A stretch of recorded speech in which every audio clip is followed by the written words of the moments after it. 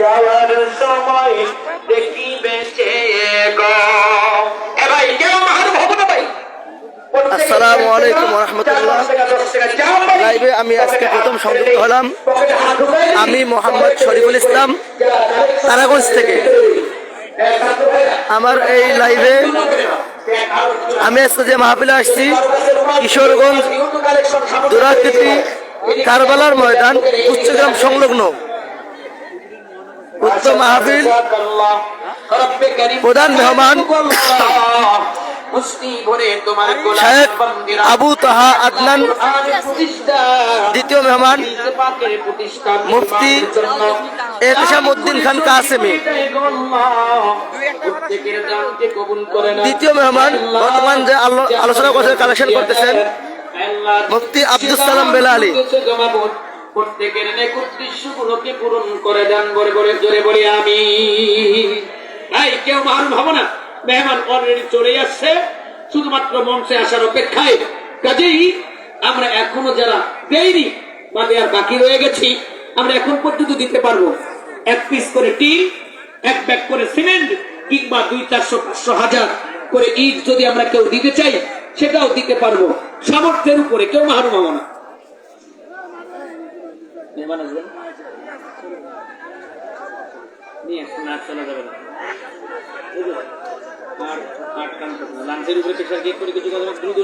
আপনারা যারা লাইভ দেখতেছেন, লাইভে সংযুক্ত আছেন, আপনারা সকলেই ফলো দিবেন। ভাই কেউ মাহরুম হবো না ভাই। আমরা যারা এখানে উপস্থিত রয়েছে টাকাগুলো নেন, কেউ মাহরুম না হই।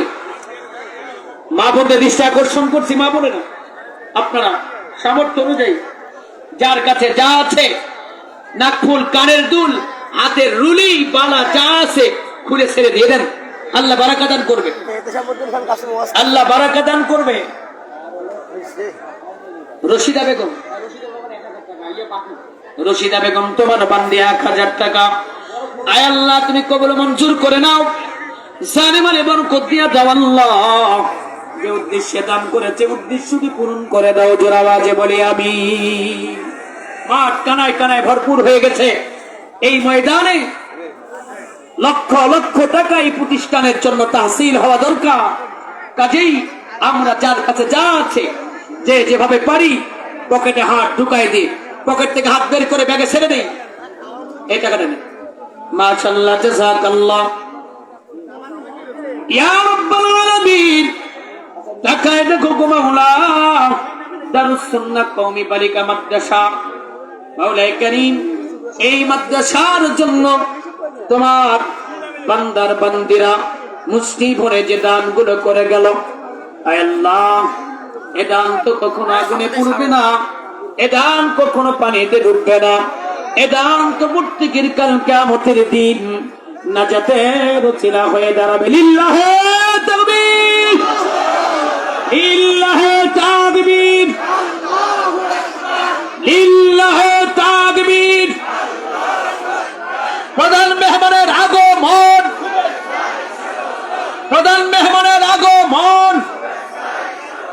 দারুস সুন্নাহ মাদ্রাসার পক্ষ থেকে, দারুস সুন্নাহ মাদ্রাসার পক্ষ থেকে, কিশোরগঞ্জবাসীর পক্ষ থেকে, উত্তর হাজিপুর ডাঙ্গা পাড়াবাসীর পক্ষ থেকে, তাওহীদি জনতার পক্ষ থেকে লিল্লাহে তাকবীর। মেহমান চলে আসছে, আর সময় ক্ষেপণ করা যাবে না। আমি আপনাদের খেদমতে এই দীর্ঘ সময় ধরে মোটামুটি ভাবে প্রায় 2 ঘন্টা, এই 2 ঘন্টার ব্যবধানে আমি আপনাদের খেদমতে যে কথা রেখেছি, আল্লাহ পাক সুবহানাহু ওয়া তাআলা আমাদের প্রত্যেকের যেন এই কথাগুলোর উপরে আমল করবার মতো তৌফিক দান করেন। একটু আওয়াজ দিয়ে বলে আমিন, আর একটু আওয়াজ দিয়ে বলে আমিন। এবং আমার ভাষাগত দিক থেকে, আমার উপস্থাপনায় এবং আমার আলোচনার মূল আলোচ্য বিষয়ের ভিতরে যদি কোনো ত্রুটি বিচ্যুতি হয়ে থাকে, ক্ষমা সুন্দর দৃষ্টিতে তাকাবেন। আপনাদের সকলের উদ্দেশ্যে নেক দোয়া রেখে সকলের সুস্বাস্থ্য এবং দীর্ঘায়ু কামনা করে আমি অধমের জন্য দোয়া আছে। আমার আলোচনা এখানে শেষ করছি। ওয়া আখির দাওয়ানা আলহামদুলিল্লাহি রাব্বিল আলামিন। আসসালামু আলাইকুম দেখতে পারতেছেন ওয়া রাহমাতুল্লাহি ওয়া মেহমান বারাকাতুহু। আমাদের সামনে দিয়ে অতিক্রম করতেছে। এই যে প্রধান মেহমান পারভেজ,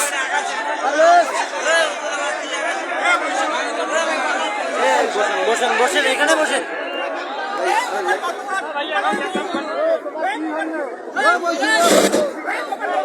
আলহামদুলিল্লাহ, আমাদের সেই কাঙ্ক্ষিত মেহমান, যার জন্য আমরা দীর্ঘ সময় থেকে অপেক্ষমান, আমাদের আরামের ঘুমকে হারাম করে দীর্ঘ সময় পর্যন্ত যার জন্য আমরা বসে আছি, আলহামদুলিল্লাহ তিনি আজকের এই মঞ্চের প্রধান আলোচক।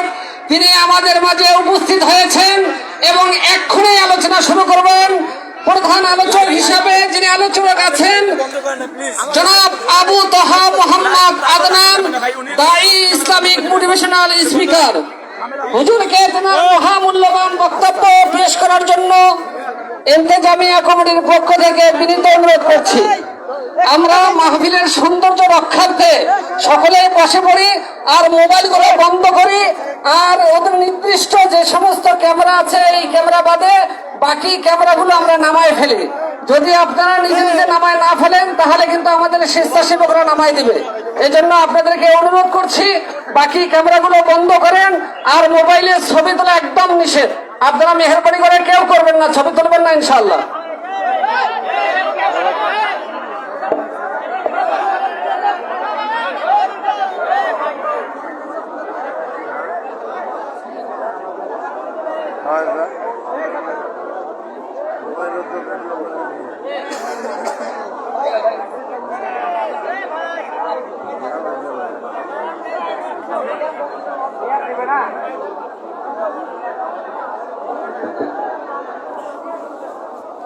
আসসালামু আলাইকুম ওয়া রাহমাতুল্লাহ।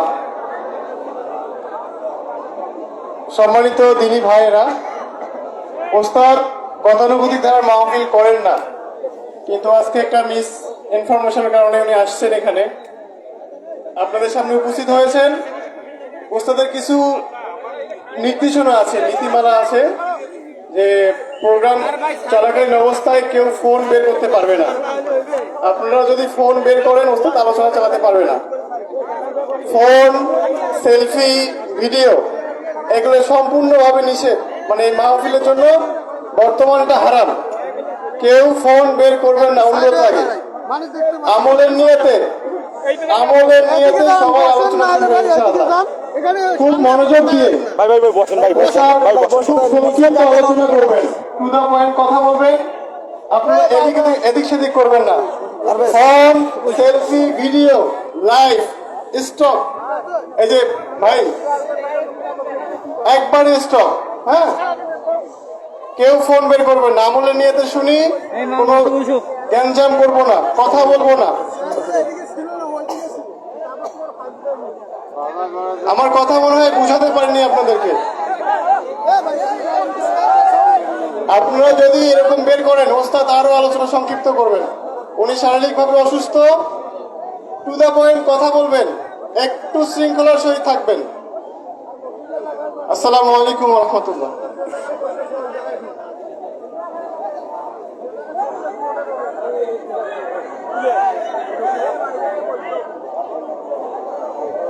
সামনে যাবো, চলো। একবার সিরিং করলে 3-4 ঘন্টা চলে, খালি ঘুরে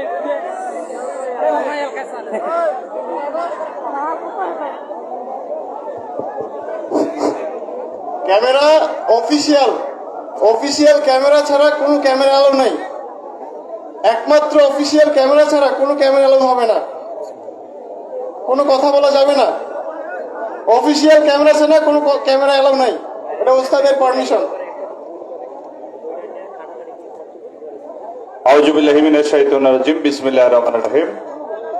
প্রিয় মুসল্লিবৃন্দ, আজকের এই দিনী মজলিসে উপস্থিত বাংলাদেশের একজন খ্যাতনামা ইসলামী চিন্তাবিদ, উনি আমাদের সামনে উপস্থিত হয়েছেন।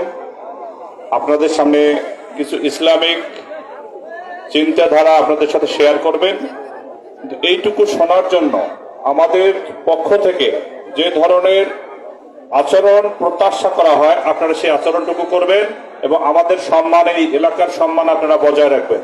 আপনারা দয়া করে এখন থেকে আপনারা কেউ একটি কথাও বলবেন না, দয়া করে। আপনারা যদি মনে করে থাকেন যে আমাদের সম্মানের প্রয়োজন, আমরা সম্মানিত হব, আমরা ওনাকে সম্মান করব, তাহলে আপনাদেরকে দোহাই লাগে আপনারা কেউ একটি কথাও বলবেন না, আপনারা ক্যামেরা কেউ বের করবেন না। আপনারা রাজি আছেন তো? আপনারা সবাই রাজি আছেন তো? আজকের যিনি আমাদের সামনে আছেন ইনি অনেক বড় একজন ইসলামিক চিন্তাবিদ। আমরা ওনাকে কাছে পাইছি, এই জন্য আমরা নিজেদেরকে ধন্য মনে করছি, কিন্তু ওনার কথাগুলো শোনার মতো পরিবেশ ওনাকে দিতে হবে। আমরা এই পরিবেশটুকু বজায় রাখবো। আপনাদের প্রতি আমার অনুরোধ যে আমাদের এই এলাকার সম্মান বজায় রাখার জন্য উনি যেন এখান থেকে একটা ভালো অভিজ্ঞতা নিয়ে যায়, এই জন্য আপনাদের কাছে আমি করজোড়ে অনুরোধ করতেছি, আপনারা কেউই অযথা কথা বলবেন না। ক্যামেরা ছবি অনেক জীবনে তুলেছেন, আজকে তুলবেন না, উনি যেহেতু নিষেধ করেছেন। আপনারা আমাকে কথা দেন এবং আপনারা কেউ কথা বলবেন না। ইনশাল্লাহ ইনশাল্লাহ আমরা কেউই অযথা কোনো কথা বলবো না। আমরা সবাই মিলে একটা তাকবীর দেব, সবাই বলি আল্লাহু আকবার, আল্লাহু আকবার। ধন্যবাদ। আপনারা সবাই চুপ করে শুধু এখন ওনার কথা শুনবেন। আপনাদের সবাইকে ধন্যবাদ জানাচ্ছি। আসসালামু আলাইকুম।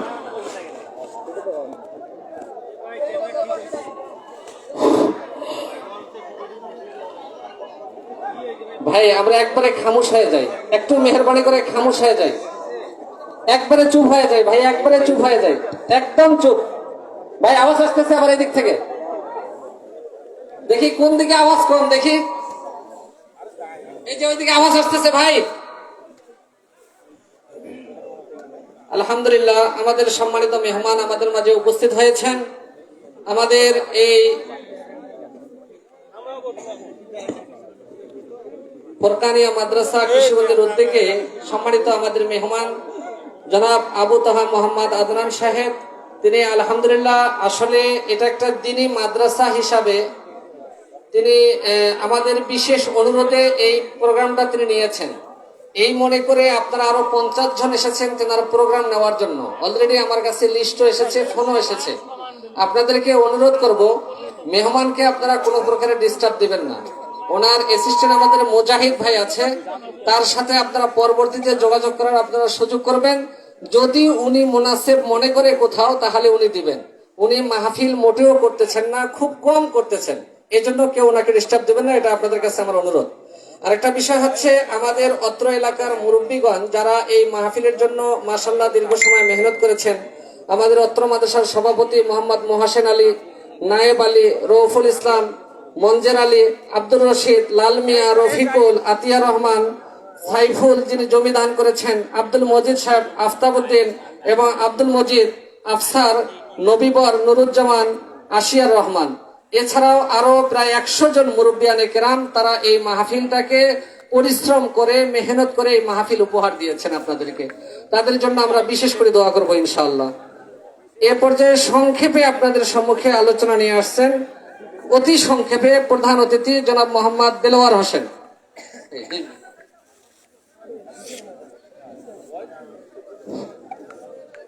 আউযু বিল্লাহি মিনাশ শাইতানির রাজিম। বিসমিল্লাহির রহমানির রহিম।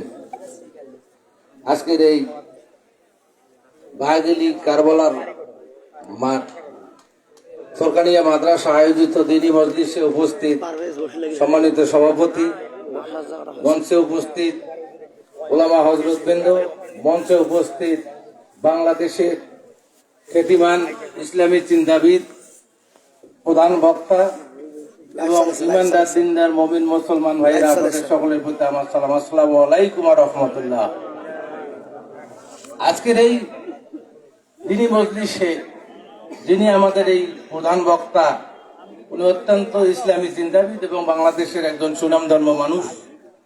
এনার এই দিনী মজলিসে উপস্থিত হতে পেরে আল্লাহ তাআলা সকল ঝামেলা থেকে মুক্ত করে এই যে দিনী মজলিসে আসার আপনাকে, আমাকে, আমাদের সবাইকে তৌফিক দান করছেন, এজন্য মহান আল্লাহ তাআলার কাছে আমরা শুকরিয়া আদায় করি। সকলে বলি আলহামদুলিল্লাহ। দেখ, আমি বেশি কিছু বলবো না। আমরা যে মানুষটির কিছু বয়ান শোনার জন্য আমরা এসেছি। আমিও খুব অধীর আগ্রহে এনার বয়ান শোনার জন্য এসেছি। তাই আজকে আর আমার বেশি বলার কিছু নাই। আমরা শুধু আল্লাহ তাআলার কাছে নিজেদের গুনাহ মাফের জন্য এই যে দিনে মজলিসে এসেছি, আমরা ওনার মুখ থেকে যে কথাগুলো শুনবো ইনশাল্লাহ বাস্তব জীবনে যেন চলতে পেরে আল্লাহর ভয় ভীতি ভক্তি নিয়ে আমরা যাতে আল্লাহর সন্তুষ্টির জন্য কিছু করতে পারি, এজন্য উনিও আমাদের জন্য দোয়া করবে, আমরা সবাই সবার জন্য দোয়া করবো। আল্লাহ যেন আমাদেরকে সবাইকে মাফ করে দেন। এই বলে আমি আমার বক্তব্য শেষ করছি। আল্লাহ হাফেজ, সবাইকে ধন্যবাদ। আসসালামু আলাইকুম ওয়া রাহমাতুল্লাহ। ধন্যবাদ ভাই মোহাম্মদ দেলোয়ার হোসেনকে। এ পর্যায়ে আমাদের কাঙ্ক্ষিত মেহমান আলোচনা করবেন জনাব আবু তহা মোহাম্মদ আদনান, দায়ী, ইসলামিক মোটিভেশনাল স্পিকার। হুজুরকে তেনার মহামূল্যবান আলোচনা পেশ করার জন্য মাহফিল ইন্তেজামিয়া কমিটির পক্ষ থেকে করজোড়ে অনুরোধ করছি। এ ভাই বসেন, এ মিডিয়া ভাই বসেন না। এই মা, এ মিডিয়া ভাই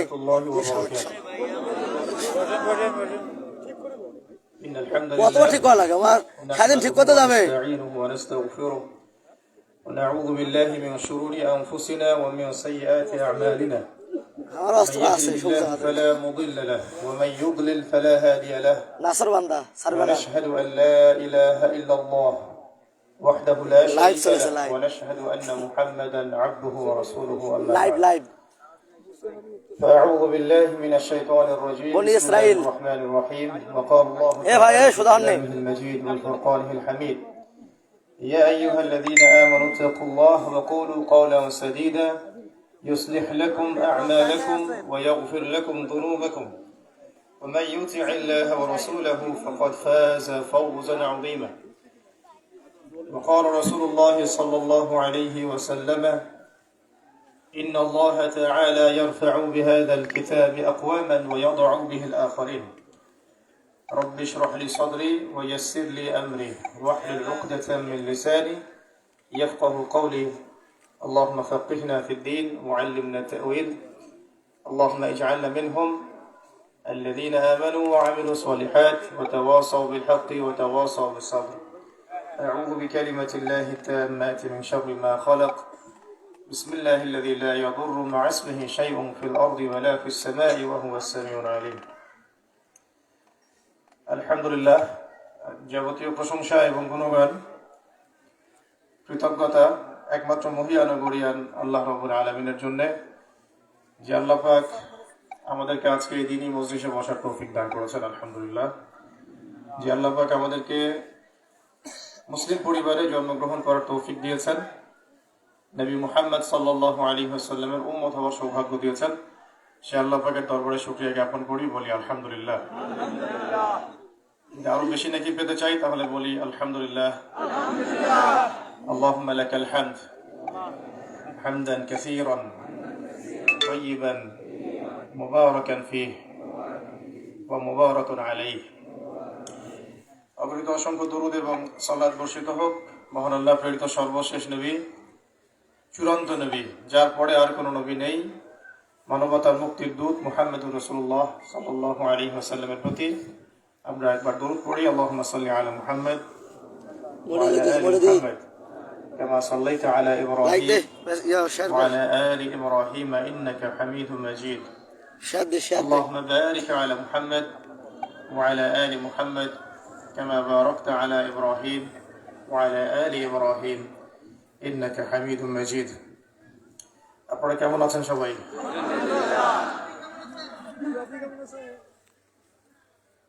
আলহামদুলিল্লাহ আলা কুল্লি হাল ওয়া ফি কুল্লি মাকান। আসলে ঈমান আমলের যে অবস্থা, তাতে আমরা এই সব চেয়ারে বসে আপনাদেরকে ওয়াজ করার মতো এখন যোগ্য না। আমাদের ঈমান আমলের অবস্থা খুবই খারাপ। তো এটা আমাদের খারাপ থাকার কারণ আর কি। বাকি আল্লাহ রাব্বুল আলামিন তো ভালো রেখেছেন, আলহামদুলিল্লাহ। আমাদের বড় ওস্তাদগণ বলেন যে আসলে দাওয়াত, তাবলীগ, দিন প্রচার প্রসার প্রতিষ্ঠা, এগুলো বলতে যা বোঝায় আর আমরা যা করছি এগুলোর মধ্যে আকাশ পাতাল পার্থক্য আছে। আমাদের আকাবের যারা ছিলেন, যারা ইংরেজদের বিরুদ্ধে যুদ্ধ করেছিলেন উপমহাদেশে, তারা দাওয়াতি কাজ করতেন, তারপরে রাতের বেলা 100-200 রাকাত নফল নামাজ মিস হতো না। বুঝতে পারলাম? দাওয়াতি কাজ করার পরেও রাতের বেলা তাদের 50 রাকাত 100 রাকাত নফল নামাজ মিস হতো না। তো আমরা তো এখন দাওয়াতের কাজ করছি, ইসলাহের কাজ করছি, দিনের প্রচার প্রসার প্রতিষ্ঠার ফিকির করছি, কিন্তু ফরজই ছুটে যাচ্ছে। আসলে এই কাজগুলো যেরকম ঈমান, আমল, তাকওয়া, পরেশগারিতা নিয়ে করা উচিত, সেটা আমাদের আসলে নাই। এটা মাথায় রেখে আমাদেরকে নিজেদের অবস্থাটাকে সংশোধন করার জন্য কয়েকটা কাজ জরুরি ভিত্তিতে করা দরকার। এই কাজগুলো আমি শুধু বলতেছি, আজকে বিস্তারিত ব্যাখ্যা করার সময় সুযোগ আজকে হাতে নেই। অনেকগুলো প্রশ্ন আছে, এগুলো উত্তর দিব ইনশাআল্লাহ। কাজগুলো হচ্ছে, এক, নিজের ঈমানকে নবায়ন করা। আমরা মুসলিম পরিবারে জন্মগ্রহণ করেছি বলেই যে পরিপূর্ণ মুমিন মুসলিম হয়ে যাব, এটা ভাবা কোনো সুযোগ নাই। প্রতিনিয়তই ঈমানকে নবায়ন করতে থাকতে হয়। ঈমানি আলোচনা, ঈমানি পরিবেশ, ঈমান তাজা হয় এমন কাজে নিজেকে লিপ্ত রাখা, এইগুলোর মধ্য দিয়ে নিজেদের ঈমানকে সবসময় তাজা রাখার চেষ্টা করা।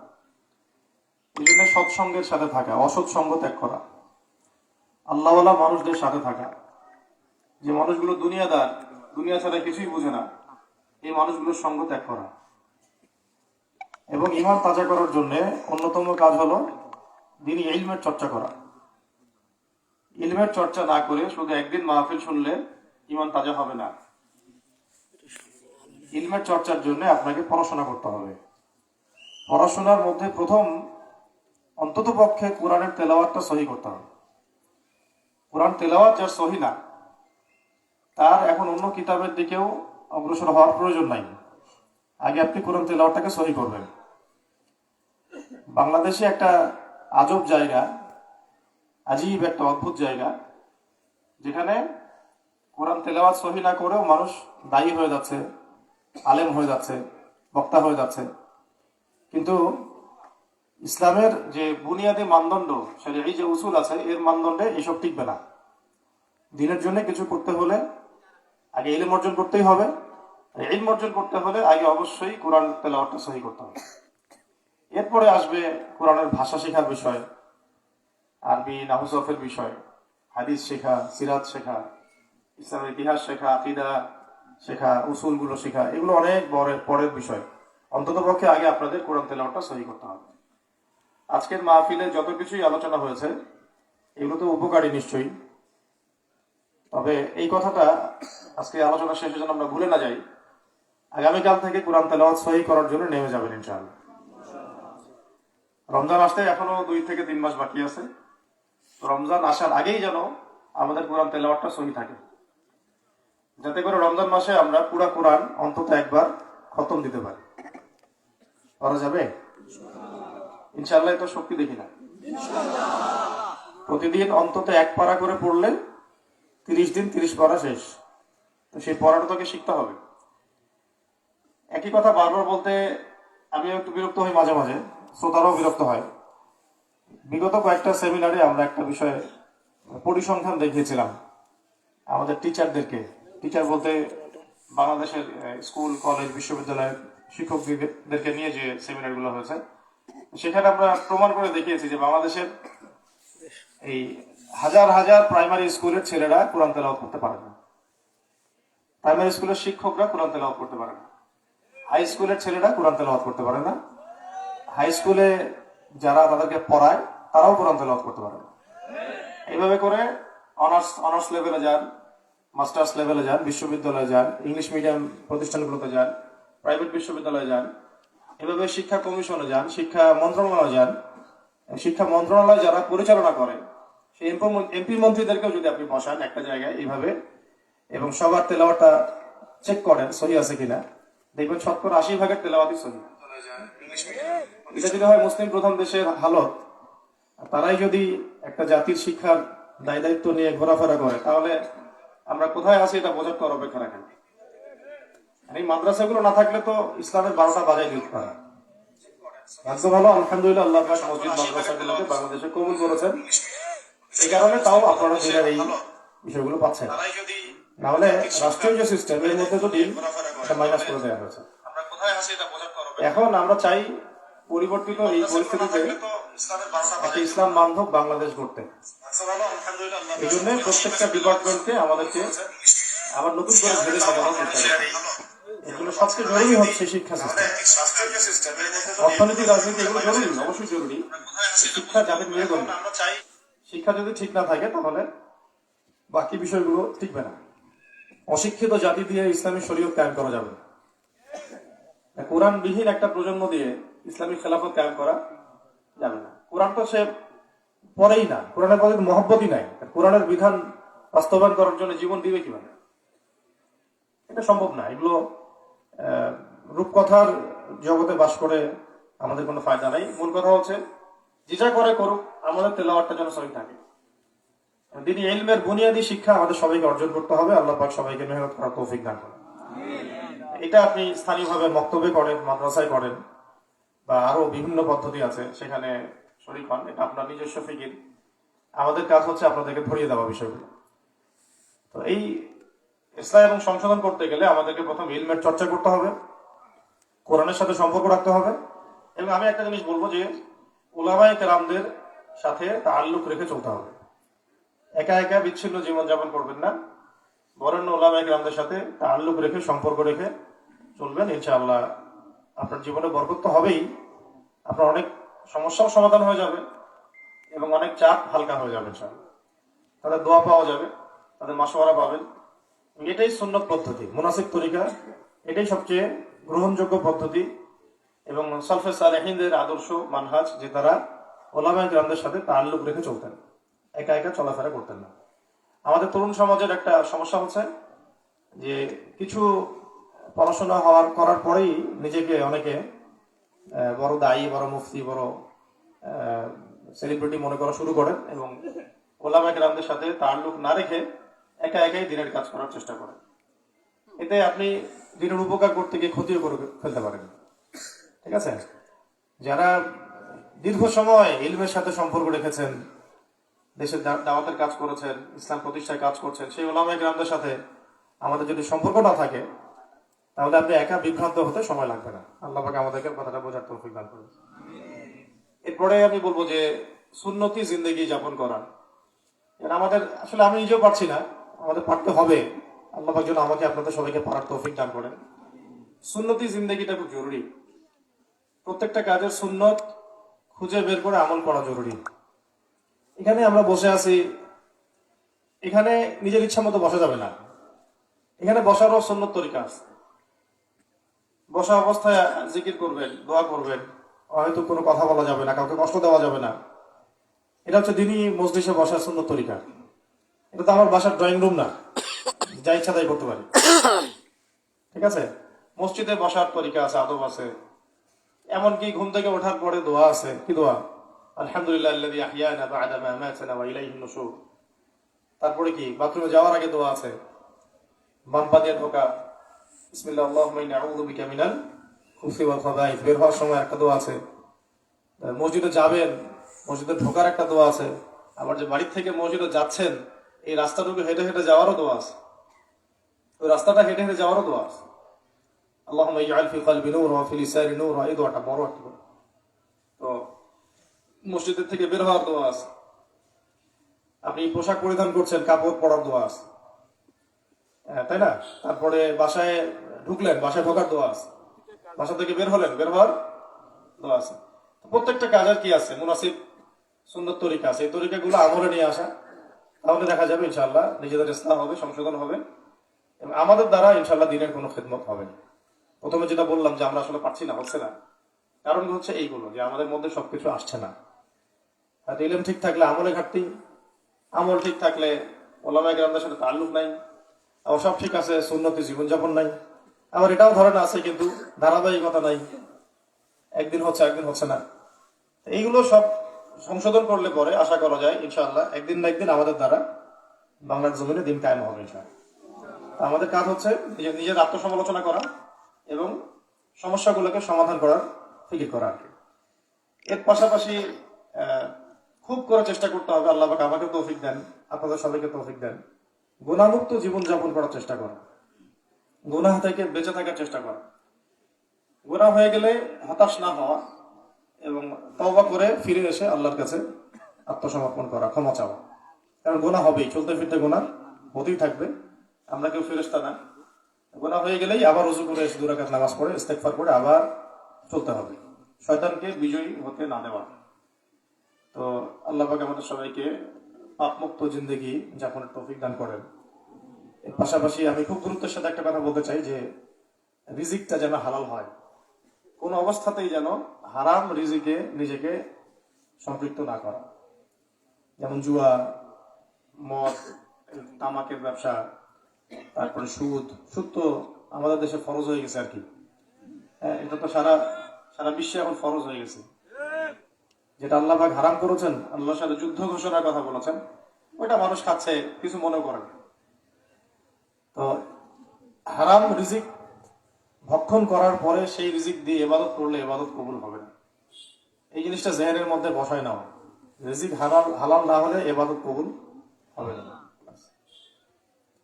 এখন এত ইবাদত করার পর যদি ইবাদত কবুল না হয় শুধু হারাম রিজিকের কারণে, তাহলে এই ব্যক্তি তো আরো বড় ক্ষতিগ্রস্ত। যে ব্যক্তি ইবাদত করে নাই তার চেয়ে বেশি ক্ষতিগ্রস্ত সে, যে ইবাদত করেছে কিন্তু কবুল হয় নাই। কেন কবুল হয় নাই? কারণ তার পরিকাঠি ছিল না, সুন্নত পদ্ধতিতে হয় নাই, অথবা হারাম রিজিক সে ভক্ষণ করেছে, বা আকীদার মধ্যে শিরক ছিল, আমলের মধ্যে বেদাত ছিল। এগুলোকে ত্যাগ করার চেষ্টা করে আল্লাহ পাক আমাদেরকে তৌফিক দান করে। আর হলো বড় দাগে বলতে গেলে এই পরিবার ঠিক করতে হবে, পরিবারের আদর্শগুলো ঠিক করে ফেলা। কারণ সবাইকেই যার যার পরিবার সম্পর্কে আল্লাহর কাছে জবাবদিহি করতে হবে। তাই পারিবারিক আদর্শ যেন ইসলামিক হয়, এটা খুব কঠোরভাবে এটা নিয়ন্ত্রণ করতে হবে। আমার ছেলে, আমার মেয়ে, আমার স্ত্রী, আমার সন্তান, তাদের ব্যাপারে আমাকে কঠোর হতে হবে, ইসলাম পালনের ব্যাপারে কঠোর হতে হবে। অন্যের ব্যাপারে আমরা সহজ হব, অন্যকে ইসলাম সহজ করে দিব, নিজেদের ব্যাপারে ইসলাম কঠোর হবে। কাউকে যখন ইসলামের কথা আপনি বলবেন, দাওয়াত দিবেন, তখন ইসলামকে সহজ করে দিবেন। নিজের উপর যখন আমলের কথা আসবে তখন ইসলামকে একটু কঠিন করে দিতে হবে, ছাড় দেওয়া যাবে না। ছাড় দিতে থাকলে আস্তে আস্তে আস্তে আস্তে বড় বিচ্যুতি ঘটতে পারে। তো পরিবারে ইসলামের প্রথম যে কথাটা সেটা হলো পরিবারে তালিম থাকতে হবে, পরিবারের মতো তালিম চালু রাখার চেষ্টা করা। পরিবারে নামাজ থাকতে হবে, নামাজ নাই পরিবারের খাবার দেওয়া বন্ধ, বাবাদের ভাত বন্ধ, ভাত দিবেন না, নামাজ নাই ভাত নাই, মানে বালাই হয়েছে নামাজ পড়ে তারপর খাওয়া দাওয়া। আপনাকে আমাকে তো আল্লাহ পাক আসলে মানে জন্তু জানোয়ারের মতো জীবনযাপন করার জন্য পাঠান নাই, বিশেষ একটা উদ্দেশ্যে আল্লাহ পাক আমাদেরকে পাঠিয়েছে। ওমা খালাকতুল জিন্না ওয়াল ইনসা ইল্লা লিয়াবুদুন, আমি জিন আর মানব জাতিকে শুধু আমার ইবাদত করার জন্যই পাঠিয়েছি।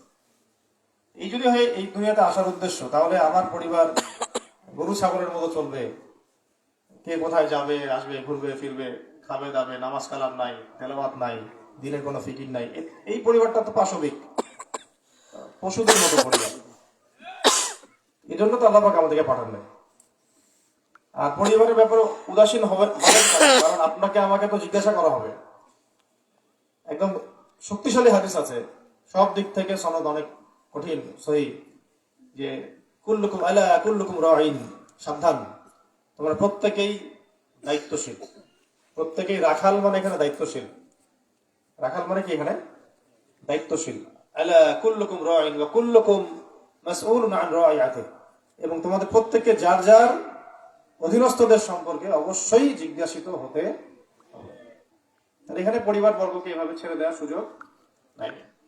বিয়ে করলে দিনদার মেয়ে বিয়ে করবেন, দিনদার মেয়ে না পেলে দুনিয়াদার মেয়ে বিয়ে করার দরকার নাই, পরিবার নষ্ট হয়ে যাবে। পরে আমি বানায় নিব, গড়ে নিব, এই চিন্তা করতে যাবেন না, এই চিন্তা করতে যাবেন না, হিতে বিপরীত হবে। এরপরে এটাকে সহজ করে দিবেন, এটাকে কঠিন করবেন না। সমাজের মধ্যে এই কাজটা, এই চর্চাটা যত কঠিন হয়ে গেছে, জেনা তত বাড়তে আছে। সহজ করে দেওয়া, মোহর সহজ করে দেওয়া, আর যেটাতে গোপনীয়তা বেশি থাকে ওটাতে বরকত বেশি হয়। যত বেশি রংঢং করতে যাবেন তত বরকত নষ্ট হয়ে যাবে। তাই এত লাখ লাখ টাকা দিয়ে করতে হবে না, সামর্থ্য অনুযায়ী খরচ করা। সামর্থ্য নিয়ে ঋণ করে আমি কেন 10 লাখ টাকা খরচ করতে যাবো? যত ঘরোয়া পরিবেশে হবে তত এটার বরকত বেশি হবে। আর যদি এখানে পাত্র দিনদার না হয়, মেয়ের জন্য অভিশাপ। আর যদি মেয়ে দিনদার না হয়, এটা পাত্রের জন্য অভিশাপ। সাবধান, এই ডিসিশনটা যদি ভালো করে নিতে না পারেন তাহলে পরবর্তী জীবনে অনেক পস্তাইতে হবে, অনেক পস্তাইতে হবে। তখন পরিবারের ভাঙন হয়ে যায়, হৃদ্যতাও থাকে না। আর এটা তো আমার জিম্মেদারি হয়ে যাবে তখন, যে এটা জবাবদিহিতা আমাকে আবার আল্লাহর কাছে করতে হবে। তখন ইনশাআল্লাহ যদি দিনদার পরিবার হয়, তখন সন্তান দিনদার হবে। আশা করা যায় ওই সন্তানকে দিয়ে আমরা দিনের কোনো উপকার পাবো। তো সবকিছুই একটার সাথে একটা সম্পৃক্ত। বাংলাদেশে দিন প্রতিষ্ঠা করতে চাইলে এটা আসমান থেকে টাপাস করে এসে পড়বে না। এটা প্রত্যেকটা বিষয়ের সাথে সম্পৃক্ত। যে আমি, আপনি, আমরা, আমাদের পরিবার, আপনার পরিবার, তার পরিবার, আমাদের এই মাদ্রাসাগুলো, এই মসজিদগুলো, এই সামাজিক সংগঠনগুলো, এই ইসলামপন্থী রাজনৈতিক দলগুলো, ঠিক আছে, আমাদের অনলাইনের লেখা, অফলাইনের বক্তব্য, তারপরে ধরেন আমাদের রাজপথের অবস্থান, সবকিছু এখানে কিন্তু একটা সূত্রে গাঁথা আছে। একটা জিনিস দিয়ে দিন কিন্তু কায়েম হচ্ছে না। বুঝতে পারছেন কিনা? বুঝতে পারেন মনে হয়? মানে দিন প্রতিষ্ঠা করতে চাইলে শুধু একক প্রচেষ্টা যথেষ্ট না, একমুখী চেষ্টা যথেষ্ট না। মনে করেন যে আমরা সবাই আসেন একটা মুসলিম রাজনৈতিক দল খুলে ইলেকশনে যাই, গিয়ে সংসদে ক্ষমতা দখল করি, এভাবে দিন কায়েম হবে না। যদি আপনি গোড়াগুলো ঠিক না করেন, আকীদা, আমল, তাসকিয়া, তাওহীদ, সুন্নাত, এই জিনিসগুলো ঠিক না থাকে, আপনাকে যদি ফ্রিও দেওয়া হয় রাষ্ট্র ক্ষমতা, তাও আপনি দিন ধরে রাখতে পারবেন না। বুঝতে পারতেছি কি? গোড়ার থেকে একদম সব শক্ত করা। গোড়ার থেকে শক্ত বলতে ঈমান আগে পাকাপোক্ত থাকবে, ইলমের একটা জবরদস্ত দখল থাকতে হবে, আমল থাকতে হবে, পরিবারগুলো ঠিক থাকতে হবে, সমাজের মধ্যে আমাদের সামাজিক ঐক্য থাকতে হবে, রাজনৈতিক দলগুলোর মধ্যে, ইসলামপন্থীদের মধ্যে একটা হৃদ্যতা, ঐক্য থাকতে হবে, ভাই ভাই হয়ে যেতে হবে। শত্রুকে চিনতে হবে যে আমাদের শত্রু আমাদের মুসলিম ভাইরা না, আমাদের শত্রু এখন এই কন্টিনেন্টে আমাদের শত্রু যত রাম বাম সেকুলার আছে সব আমাদের শত্রু। এটা ভালো করে জেহেনের মধ্যে, খোপড়ির মধ্যে একটা বসায় নিতে হবে। আমাদের নিজেরা আমরা আপোষে কেউ কারো শত্রু না, আমাদের স্পষ্ট শত্রু হচ্ছে এখানে ভারত। এটা সদা সপ্তাহে কথা শুনে রাখেন, এই উপমহাদেশে ইসলামের সবচেয়ে বড় শত্রু হচ্ছে ভারত। এখন বড় শত্রুকে ঘরের পাশে রেখে আপনি যদি নিজেরা মারামারি করতে থাকেন, তাহলে দিন কায়েম করতে পারবেন। আর সে তো একা কিছু করতে পারবে না, তার এজেন্ট দরকার আছে। তার এজেন্টের অভাব নাই দেশের মধ্যে। রামপন্থী ওদের এজেন্ট, বামপন্থী ওদের এজেন্ট, অমুক আলো তমুক আলো এদের এজেন্ট, হ্যাঁ, এদের এজেন্ট, ওই ছায়ানট এদের এজেন্ট। কত কি শুনবেন, কত আছে। আর গোয়েন্দা সংস্থা তো আছেই, ওইগুলা তো এখন মানুষ বলতেছে সাহস কইরা।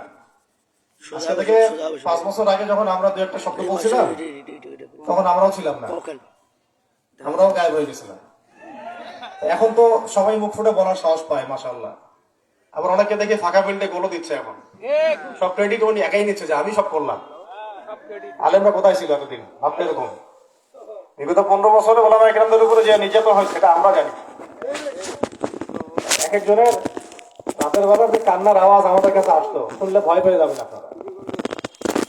সারা রাত ধরে মানুষ কান্নাকাটি করে, রিমান্ডের মাইরের চোটে সারা রাত ধরে মানুষ কান্নাকাটি। তো এখন মানুষ বলে যে হুজুরা কোথায় ছিল।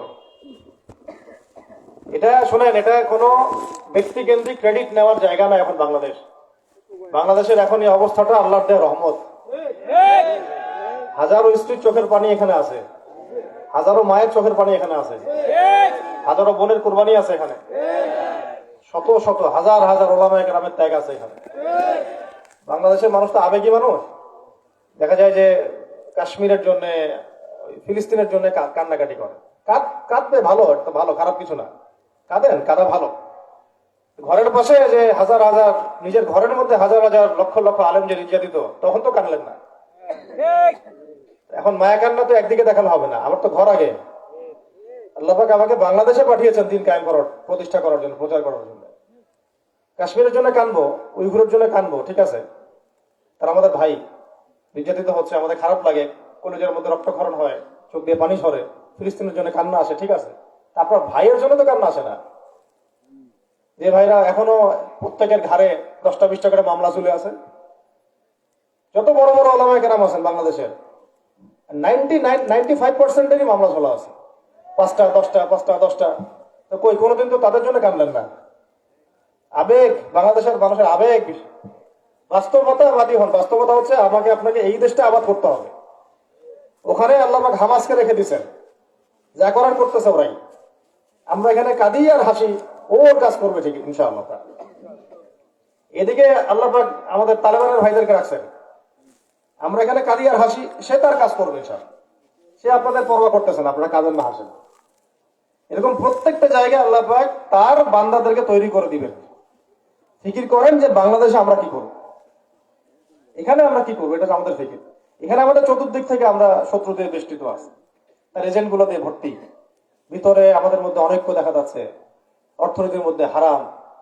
এই যে এছাড়াও দেখবেন কত মুভমেন্ট, এনজিওদের মুভমেন্ট, মিশনারিদের মুভমেন্ট, এইদিকে আছে তো ভাই, কাদিয়ানিদের মুভমেন্ট, কি একটা অবস্থা।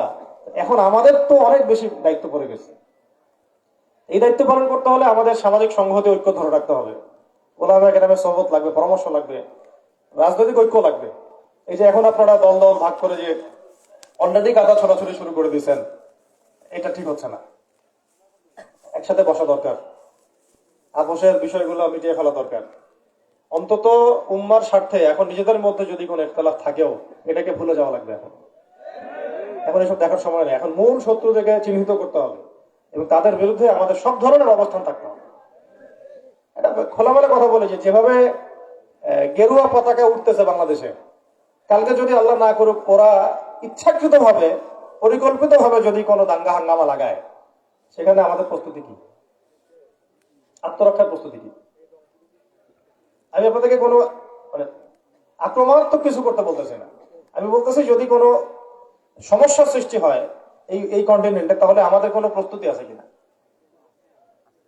আসলে আদতে কোনো প্রস্তুতি নাই, কোনো প্রস্তুতি নেই। এমনকি কেউ যদি চট করে ঢুকে পড়ে বাংলাদেশে, তখন এটাকে ডিফেন্ড করার মতো প্রস্তুতি আছে কি আপনাদের? হ্যাঁ, তো এগুলো ভাবার বিষয়, তো হাসির বিষয় না। এখন এই যে নিয়ামতটা পেয়েছি আমরা, এটা কিন্তু আমরা আমাদের অর্জনে পাই নাই, এটা আল্লাহ পাক নিয়ামত দিয়েছেন, রহমত করে আমাদেরকে সময়টা দিয়েছেন। আগামী 5-10 বছর যদি মেহনত করে আমরা বাংলাদেশের মাঠ রেডি করতে না পারি, তারপরে আমরা আরো বড় গজবের সম্মুখীন হইতে পারি। তখন দেখবেন আরো 20 বছর পিছাই গেছেন। এটাকে আমরা চাচ্ছি? এখন থেকে সিরিয়াস হয়ে যান। এই যে বুনিয়াদী কথাগুলো বললাম, ইমানের, আমলের, তাসকিয়ার, ওলামা কেরামের তাআল্লুকের, জামাতবদ্ধ থাকা, বড় বড় অ্যাসোসিয়েশন গুলোর সাথে থাকা, অ্যাটলিস্ট তাদের সাথে ভালো সম্পর্ক রেখে চলা, এই জিনিসগুলো খুব দরকার। শত্রুকে চিহ্নিত করা, উপযুক্ত পদক্ষেপ গ্রহণ করা, আপনার জায়গা থেকে আপনার কি করার আছে এটা ভাবা, ঠিক আছে? এগুলো কাজ করলে ইনশাআল্লাহ আল্লাহ পাক চান তো সময় লাগবে না, দেখবেন আগামী 5-10 বছরের মধ্যে বাংলাদেশের প্রেক্ষাপট চেঞ্জ হয়ে গেছে ইনশাআল্লাহ। কোনো রামবাম সেগুলার এরা জায়গা পাবে না ইনশাআল্লাহ। ইনশাআল্লাহ এখানে কোনো নাস্তিক মোরতাদের ঠাঁই হবে না। এই যে আল্লাহর রাসূলকে গালি দেওয়ার মতবাদ, এটা তো ঠাঁই পাওয়া দূরের কথা, জান নিয়ে পালাবে এখান থেকে ইনশাআল্লাহ। সুদি কারবার বন্ধ করে দেওয়া হবে ইনশাআল্লাহ। সব কিছু সম্ভব, সব সম্ভব। শুধু দরকার আপনাদের ইলমের মেহনত, আমলের মেহনত এবং জামাতবদ্ধ থাকা, ঐক্যবদ্ধ থাকা এবং হিকমা এবং প্রজ্ঞার সাথে সামনে আগানো, আবেগী না হওয়া। বারবার বলছে একটা কথা, এত বেশি বেশি আবেগী হইতে যাবেন না। বিবেক দিয়ে বুঝে শুনে কোনটা কখন করা দরকার, এইভাবে আগানো দরকার। আর আমাদের সব আবেগ এখন ফেসবুকে। বাস্তবে কাজ কিছু করতে পারি না পারি, ফেসবুকে আবেগ ঝাইরা শেষ। এইভাবে হবে না ভাই। আর আমাদের তরুণ প্রজন্মকে আমরা বিষয়গুলো আসলে কিভাবে বুঝাবো আমিও বুঝি না। তারা তাদের জীবন নিয়ে সিরিয়াস না, তারা তাদের জীবনটা নিয়েই সিরিয়াস না। দিনটা প্রতিষ্ঠা করবে এই ফিকির তো তখন আসবে যখন সে নিজের মধ্যে দিন লালন করতেছে, দিন ধারণ করে এবং দিনের প্রতি কঠিন মহব্বত, সে চায় যে আমি দিনটা প্রতিষ্ঠা করব। এখন সে তো নিজেই নিজের জীবন সম্পর্কে উদাসীন। নামাজ নাই, তেলাওয়াত নাই, সুদ খাচ্ছে, জুয়া খেলতেছে, ক্যাসিনো নিয়ে পড়ে আছে, অনলাইনে কি করতেছে। এখন এই প্রজন্মটাকে আপনি কিভাবে বুঝাবেন? এই প্রজন্মটাকে আপনি কিভাবে দিনের জন্য তৈরি করবেন? এই যারা ঠিক ঠিক বলছেন, আপনাদেরকে যদি এখন দাঁড় করাই, সূরা ফাতিহার তেলাওয়াতটা ধরে আপনারা পারবেন না। কথা বুঝতে পারছেন? বিশুদ্ধ করে তেলাওয়াত ওস্তাদদের সামনে দাঁড় করে দিলে পারবেন না তেলাওয়াত করতে। তো আমার সাথে শোনেন, আমার সাথে এই মানে বাড়তি বাড়তি মহব্বত দেখাবেন না। আমরা একটা গন্তব্যে হাঁটতে চাই, এক নির্দিষ্ট গন্তব্যকে সামনে রেখে হাঁটতে চাই। ওই লড়াইয়ে আমাদের পাশে আছেন কিনা সেটা হচ্ছে কথা। এই উপরে উপরে মহব্বত দেখাবেন না। আমি জানি যে এগুলো বোগাস। আমরা এখান থেকে চলে যাব, আপনার আলোচনাও এক কান্দে ঢুকবে আর এক কান্দে বেরোয় যাবে। তো এখন এখানে স্থানীয় ভাবে যদি আপনারা এগুলো সংশোধন না করেন, ওলামা কেরামের সাথে সম্পর্ক রেখে এগুলো ইসলাহ না করেন, তাহলে ভাই আমার তো বলার আমি বলে চলে গেলাম, আমার দায়িত্ব এই পর্যন্তই। বাকি বিষয়ের জন্য আল্লাহ পাক আপনাকে ধরবেন। আল্লাহ পাক আমাদেরকে সবাইকে কথাগুলো বোঝার তৌফিক দান করেন। তো মোটা দাগে আমরা এখানে 10টা পয়েন্টের মতো পেয়েছি আর কি। একটু মনে রাখার চেষ্টা করি যে দিন যদি আমরা বড় পরিসরে বিজয় দেখতে চাই তাহলে আগে নিজেকে পরিবর্তন করতে হবে। এক নম্বর কথা, নিজেকে পরিবর্তন করতে হলে সবার আগে আমাদের যোগ্যতা বাড়াতে হবে। যোগ্যতা বাড়াতে হলে আমাকে ইলমের মেহনত করতে হবে, ওলামায়ে কেরামের সাথে সম্পর্ক রাখতে হবে, ইলম অনুযায়ী আমল করতে হবে, হালাল খাইতে হবে, হারাম খাওয়া যাবে না, পরিবারের আদর্শ ঠিক করতে হবে, পরিবার গঠনের সময় দিনদারিতাকে প্রাধান্য দিতে হবে। এছাড়া সন্তানদেরকে ভালো করে মানুষ করবেন এবং ঐক্যবদ্ধ থাকবেন, বিভক্ত হবেন না, মূল শত্রুকে চিহ্নিত করবেন, ছোট ছোট বিষয় নিয়ে ব্যস্ত থাকবেন না। এই কাজগুলো যদি করতে পারি, আল্লাহ চান তো ইনশাআল্লাহ আল্লাহর জমিনে দিন আমরা কায়েম করতে পারবো ইনশাআল্লাহ। আল্লাহ পাক আমাদেরকে কথাগুলো বোঝার ও আমল করার তৌফিক দান করেন। আমার হাতে অনেকগুলো প্রশ্ন আছে, একটা একটা করে আমি উত্তর দিয়ে শেষ করছি ইনশাআল্লাহ। এগুলো অনেকগুলো প্রশ্ন করেছে, এই জন্য আলোচনা লম্বা করলাম না। আমাদেরকে লম্বা একটা জার্নি করতে হবে আবার ঢাকার উদ্দেশ্যে, তো হাতে সময় দরকার আমাদেরকে ইনশাআল্লাহ। অন্য কোনোদিন মসজিদ ভিত্তিক কোনো হালাকা হলে আর বিস্তারিত কথা হবে। এক ভাই বলেছেন যে আসসালামু আলাইকুম রহমতুল্লাহ, কেউ যদি একবার ভুল করে অসৎ কোন সম্পর্কে, শারীরিক সম্পর্কে জড়িয়ে পড়ে, তাহলে কিভাবে সে থেকে এই জেনার গুণা থেকে রক্ষা পাবে? প্রথম কথা হচ্ছে এই গুণাগুলো থেকে দূরে থাকার সর্বোচ্চ চেষ্টা তো করতে হবে। প্রথম কথা, যদি কোনো কারণে শয়তানের ধোঁকায় পড়ে কেউ এরকম অন্যায় করে ফেলে, তাহলে প্রথম কাজ হচ্ছে হতাশ না হওয়া। প্রথম কাজটা কি না হওয়া? হতাশ না হওয়া, ইয়াকিন রাখা, বিশ্বাস রাখা যে আল্লাহ পাক আমাকে মাফ করবেন ইনশাআল্লাহ। তবে এই মাফ পাওয়ার জন্য তাওবাতুন নাসুহার 3-4টা শর্ত আছে। কটা? 3-4টা শর্ত আছে। এক হচ্ছে যে কখনো আমি এই গুনাহটা আর করবো না, এই মর্মে একটা দৃঢ় প্রতিজ্ঞা করা, এবং নিজের এই কৃতকর্মের জন্য আল্লাহর কাছে অনুতপ্ত হয়ে কান্নাকাটি করতে থাকা, ইস্তেগফার করতে থাকা, এবং এই গুনাহ পুরোপুরি ছেড়ে দেওয়া। আর যদি অন্যের সাথে জড়িত কোনো হকের বিষয় থাকে তাহলে সেটাকে শোধ করে দেওয়া। এই বিষয়গুলো একসাথে হলে তখন সেই তওবাটা গ্রহণযোগ্য হয়। তওবা মানে এটা না যে আমি শুধু বললাম আস্তাগফিরুল্লাহ আস্তাগফিরুল্লাহ, আল্লাহ জেনা করে ফেলছি আস্তাগফিরুল্লাহ, এটা তওবা না, এটা তওবা না। সুন্দর করে ওযু করে এসে 2 রাকাত নামাজ পড়ে কান্নাকাটি করে আল্লাহর কাছে হাত তুলে দোয়া করে, সেজদায় কান্নাকাটি করা, হাত তুলে দোয়া করে কান্নাকাটি করা, এবং এই গুনাহ পুরোপুরি ছেড়ে দেওয়া, ভবিষ্যতে আর কখনো না জড়ানো, সারা জীবন অনুতপ্ত থাকা, আর অন্যের কোনো হক থাকলে শোধ করে দেওয়া। এগুলো যদি একত্রিত হয় তাহলে এটা হবে তাওবাতুন নাসুহা ইনশাআল্লাহ। যেটা পারছি ভাই, আল্লাহ পাক আমাদের সবাইকে, আমাকে আপনাকে সবাইকে এই পাপ থেকে হেফাজত করে দেন। প্রিয় ভাই, আমাদের এখানে অনলাইন জুয়ার প্রকোপ দিন দিন বাড়ছে। এই জুয়া সম্পর্কে কিছু বলতেন, উপকৃত হতাম। এই তো আলোচনার মধ্যে বলেছি যে রিজিকটা হালাল হতে হবে। জুয়া রিজিক মানে হারাম। জুয়া রিজিক দিয়ে আপনি মসজিদ বানায় কোনো লাভ নেই। জুয়া রিজিক থেকে আপনি ধরেন 1 কোটি টাকা আর্ন করছেন, ট্রেড করছেন, ওর একটা মসজিদ বানায় সদকা করে দিলেন, কোনো লাভ নেই, একটা নেকি হবে না, একটা টাকাটা হচ্ছে হারাম। ওই যে ভাই রিক্সা চালাইছেন, রিক্সা চালায় 20 টাকা কামাই করছেন, সেই 20 টাকা থেকে 1 টাকা দান করছেন, তার ওই 1 টাকার দান আর আপনার জুয়ার 1 কোটি টাকার দান 2 পাল্লায় মাপলে সমান হবে না। বুঝতে পারছি কি? এগুলো সম্পর্কে আল্লাহ পাক সোজা কথা বলছেন, যেগুলো হচ্ছে আমালুশ শাইতান, শয়তানের কাজ, শয়তানের কাজ, রিজজুম মিন আমালিশ শাইতান ফাজতানিবুহু, এগুলো হচ্ছে শয়তানের কাজ, তোমরা এগুলো থেকে দূরে থাকো। আল্লাহ পাক বলেছেন শয়তানের কাজ, আমি কি এটাকে ভালো বলে প্রমাণ করতে পারবো? আল্লাহ বলেছেন ফাজতানিবুহু, তোমরা এগুলো থেকে দূরে থাকো, বাস খালাস। আল্লাহ পাক বলেছেন দূরে থাকো, বাস দূরে থাকবো। এর মধ্যে কিছু উপকার আছে না আছে এটা নিয়ে আলোচনা করার তো দরকার নাই, দরকার আছে? মোট কথা হচ্ছে হারাম রিজিক থাকলে ইবাদত কবুল হবে না। এক ব্যক্তি সারা জীবন নামাজই পড়ে না, আরেক ব্যক্তি হারাম খেয়ে নামাজ পড়ে, কে বড় বোকা আপনি চিন্তা করেন, নিজেই ভাবেন কে বড় বোকা। আর একজন ভাই রিক্সা চালায়, ভ্যান চালায়, তরকারি বিক্রি করে, 5 ওয়াক্ত নামাজ পড়ে, দেখবেন ওই আগে জান্নাতে চলে গেছেন সব। তার তো হিসাব নাই বড়, তার তো জাকাত ফরজ হয় নাই, হালাল খায়, ইবাদত করে, নামাজ পড়ে। তো আল্লাহ পাক আমাদেরকে হালাল খাওয়ার তৌফিক দান করেন। এটা খুব কঠিন এই যুগে, কারণ সুদের যুগ, ঘুষের যুগ, দুর্নীতির যুগ, মানুষের সম্পদ আত্মসাতের যুগ, জুয়ার যুগ।